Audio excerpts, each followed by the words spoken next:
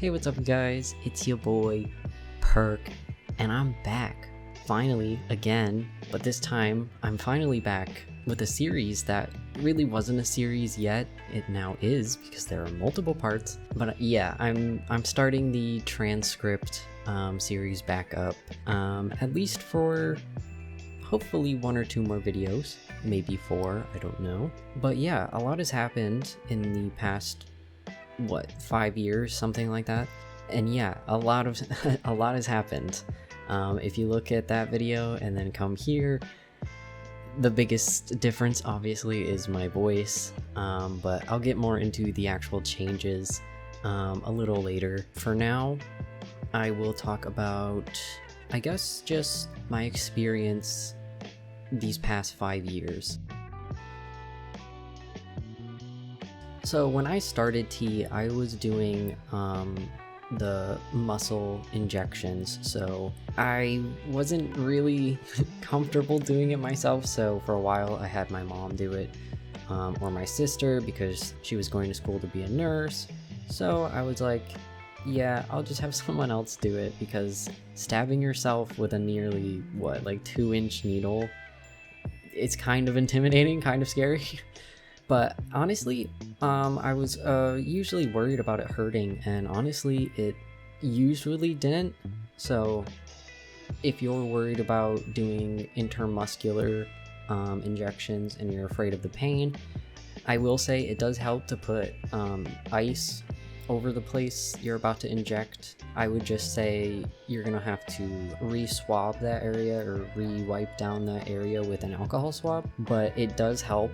It does numb it a little bit. Mostly you'll just feel sore later in that area, kind of like a bruise, but I personally have been injecting every 2 weeks, even once I switched, which I'll get into that in a second. But yeah, so you can still stay at a very low dosage and experience a lot of changes. If you want to do things more slowly, I would suggest talking to your doctor or whoever about possibly starting at a lower dose than even the starting dose. I started at half of the starting dose because I personally wanted to go slow, and yeah, I still was very happy with the results, and I still have gotten what I wanted from it. So that's just my personal thing. The other type of testosterone that I've used is this topical gel stuff. It is what it sounds like. It's just gel that you rub on your body and then it just absorbs into your skin. For the gel, while it is painless, it is kind of annoying because you do have to do it every single day, which is kind of annoying.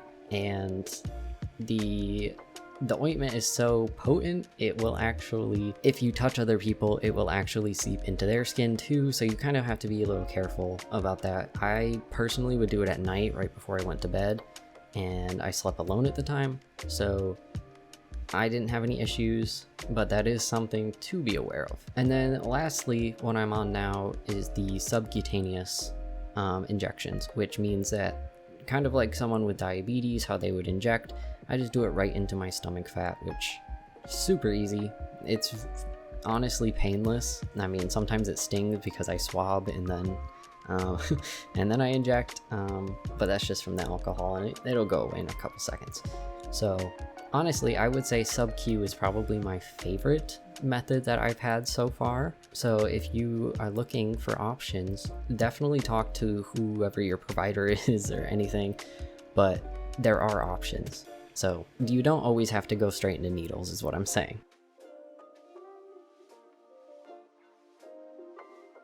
Getting into the reason as to why I switched so much was because halfway through, I would say junior or senior year of high school, I started getting kind of bad test results when it came to my blood results. I had an increase in red blood cells in my blood, so essentially my blood was just kind of thickening in a way, and we weren't quite sure if it was dehydration or not. So after confirming that I had drank before the next draw, we kind of ruled out that it was dehydration, and so I'm assuming it was the testosterone. So that's when I switched from the leg injections to the gel. And doing the gel every day actually seemed to help. I don't know how, I don't know why, but after using that for, I want to say 6 months, 6 to 8 months, every single day, my red blood cell count was back to a normal range. And by that point, my tests were being viewed as if they were coming from a biological male.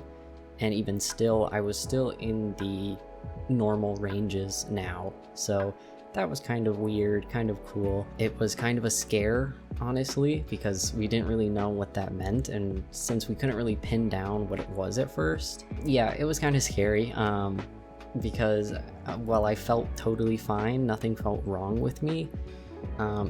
Thickening in the blood, that's never a good thing. So yeah, it was scary, but I got through it because my doctor was so open with me. I asked her all these questions, like, what does this mean? Like, is this bad? Blah, blah, blah. And she kind of reassured me in the sense of, like, thankfully I wasn't super out of range. I wasn't extremely high or anything. Like, my red blood cells weren't extremely high, but they were getting into a kind of concern sort of range. So to the doctor, she was just kind of like, yeah, you're gonna be fine. We're just gonna try a couple different things.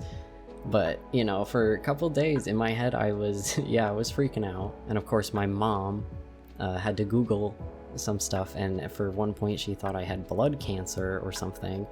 So yeah, it was a lot of stupid stress. So I also just want to reiterate in this video, like, one, don't take my stories as the say-all be-all.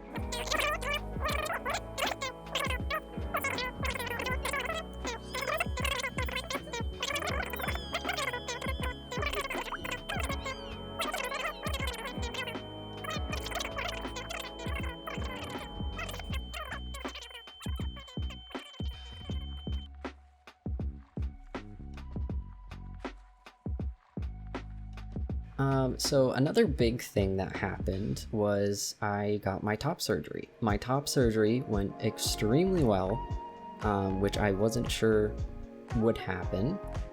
They told me, there could be complications, especially with my actual nipples. They were skin grafted from one part of my chest to another, and that could have caused them to potentially die. But thankfully that didn't happen, so I still technically have my nipples, but I don't have any feeling in them. All of the nerves and whatnot that were really connected to them, I don't really have. So in a sense where if I closed my eyes and someone touched my nipple, it would feel the same as if they were touching just any other part of my chest or torso.